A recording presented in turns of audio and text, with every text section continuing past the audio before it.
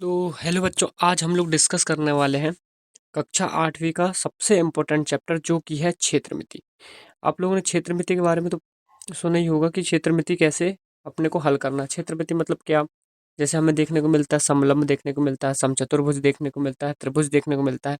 ठीक है, तो आज हम लोग कक्षा 8वीं का पाठ 9 से देखने वाले हैं क्षेत्रमिति पाठ से समलंब को कि क्या होता है समलंब। ठीक है, तो चलते हैं। सबसे पहले बात करते हैं समलंब क्या होता है। ऐसा चतुर्भुज, चतुर्भुज यानी होता है क्वाड्रेंट, जिसकी 4 भुजाएं होती हैं, जिसमें आमने सामने की भुजा केवल एक जोड़ा है, जो कि क्या होता है समांतर। जैसे कि आप लोगों को चित्र से समझ में आ रहा है, ठीक है, जो आकृति दी है उससे समझ में आ रहा है कि जो ए बी है, ठीक है, और जो डी सी है वो क्या है, समांतर है। समांतर मतलब क्या?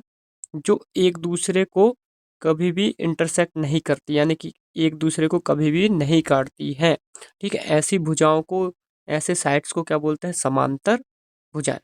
ठीक है, तो आप लोग देख रहे होगे कि जो ए बी है और डी सी है वो क्या है, समांतर। और समांतर को दर्शाने के लिए क्या होता है, ये समांतर का चिन्ह होता है। ठीक है, और बाकी आप लोग देख रहे हैं कि इसकी जो ए डी भुजा है और डी सी भुजा एक दूसरे को क्या करेंगे, एक पॉइंट पे जाके काटेंगे। ठीक है, तो ये इन दोनों की समांतर भुजा नहीं है। तो इसकी समांतर भुजा कौन सी है, ए बी और डी सी, जो एक दूसरे को नहीं काटती है। ठीक है, आई होप कि ये समझ में आ गया होगा। आगे बढ़ते हैं। अब इसके कुछ इंपॉर्टेंट पॉइंट हैं, उनकी अपन लोग बात करते हैं। देखो, तो समलंब को पहचानने के लिए कुछ बातें होती हैं। इसमें कुल 4 भुजाएं होती हैं। तो सबसे पहले भुजा काउंट कर लेते हैं, 1, ठीक है, 2, 3, 4। इसमें हमें कितनी भुजा देखने को मिलती है, 4 भुजा देखने को मिलती है। दूसरा बोला इसकी समांतर भुजाएं, 2 भुजाएं एक दूसरे के समांतर होती है। ठीक है, जिसे ए और बी से दर्शाया जाता है। जैसे कि एक भुजा दिख रहा है ए बी, ठीक है, एक भुजा क्या दिख रहा है, ए बी, दूसरी भुजा क्या दिख रही है, डी सी। तो ए बी को किससे दर्शाया जाएगा, ए से, और डी सी को कैसे दर्शाया जाएगा, डी से, जो कि क्या है, समांतर है, मतलब एक दूसरे को नहीं काटेंगी। ए बी और डी सी एक दूसरे को नहीं काटेंगे, जो कि क्या है, समांतर है। ठीक है, इसके बाद बात करते हैं असमांतर भुजाएं। बाकी 2 भुजाएं असमांतर नहीं होती। जैसे ये 2 भुजाएं हैं, ए डी और ये बी सी, ये समांतर नहीं है, ये क्या है, असमांतर भुजाएं हैं। ठीक है, तो जैसे कि मैंने बोला ए डी और बी सी ये असमांतर भुजाएं हैं। ठीक है, फिर इसके बाद बात करते हैं ऊंचाई। ऊंचाई क्या होता है, 2 समांतर भुजाओं के बीच की लंबवत दूरी को समलंब की ऊंचाई कहता है। जैसे देखो, एक ए बी हो गया और एक डी सी हो गया, ये 2 समांतर भुजाएं हैं। इन दोनों के बीच की दूरी यानी कि ये, इसको किससे दर्शाया जाता है, इसको दर्शाया जाता है एच से। ठीक है, जैसे अपन एक नाम दे देते हैं एम। तो जो ए एम है ये क्या है, लंबवत है, परपेंडिकुलर है, जो कि क्या कहलाएगा, एच कहलाएगा। इसी को कई बार बोला जाता है 2 समांतर भुजाओं के बीच की दूरी। ठीक है, आई होप कि ये पॉइंट आपको क्लियर हुआ होगा। ठीक है, तो इसी के साथ हम लोग देखते हैं कि समलंब का क्षेत्रफल क्या होता है। समलंब का क्षेत्रफल, एरिया फॉर्मूला इसका क्या है। यदि 2 समांतर भुजा हैं ए बी, मैंने बताया ना 2 समांतर भुजा कौन कौन सी है, ए बी है और डी सी, ये समांतर भुजा हैं जो एक दूसरे को नहीं काटती हैं। तो इसको अपन लोग क्या नाम देते हैं, ए, इसको नाम देते हैं बी। ठीक है, उसकी ऊंचाई यानी कि 2 समांतर भुजाओं के बीच की दूरी, या फिर क्या कहना चाहिए, इन दोनों के लंबवत दूरी, जिसको अपन कैसे दर्शाते हैं, एच से। ठीक है, इसी के साथ इसका क्षेत्रफल बनता है 1/2 ए धन बी, यानी कि 2 समांतर भुजाओं का योग गुणा एच, यानी कि ऊंचाई।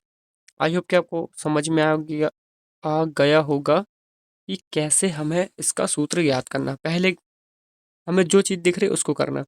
पहले क्या दिख रहा है, हमें एच दिख रहा है, ऊंचाई।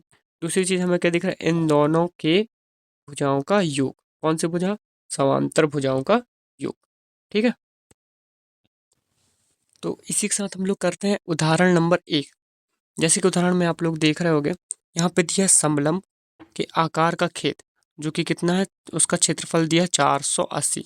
ठीक है, फिर 2 समांतर भुजाओं के बीच की दूरी। तो पहले जो चीज़ दिया है उसको लिख लेते हैं। क्षेत्रफल क्या है, क्षेत्रफल दिया है 480, ठीक है, और मीटर का वर्ग।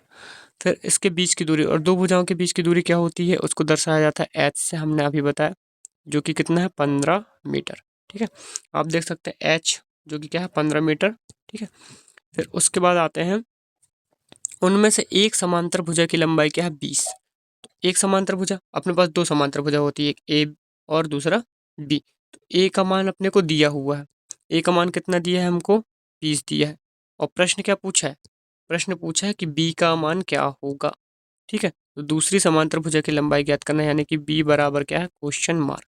अब इसको कैसे करना है, तो सबसे पहले आप लोग देख सकते हो जो दिया गया था हमने उसको लिखा। तो सबसे पहले हमको क्या है, एरिया यानी कि क्षेत्रफल दिया है। तो हमें सिर्फ एक ही चीज़ पता है कि इसका क्षेत्रफल क्या होता है, क्षेत्रफल होता है 1/2 गुणा एच गुणा दो समांतर भुजाओं का योग। ठीक है, दो समांतर भुजाओं का योग। अब कुछ नहीं करना, सिर्फ वैल्यू पुट करना है। जैसे एरिया कितना दिया, 480। ठीक है, बराबर 1/2 गुणा एच का मान कितना है, एच दिया 15, ए का मान कितना है 20, और बी का मान अपना क्या है, बी। अब देखो ये इधर पर दो काय में है, दो है अपना गुणा में, दो है गुणा में तो इस साइड काय में जाएगा, सॉरी, दो है बट्टे में तो काय में जाएगा, गुणा में।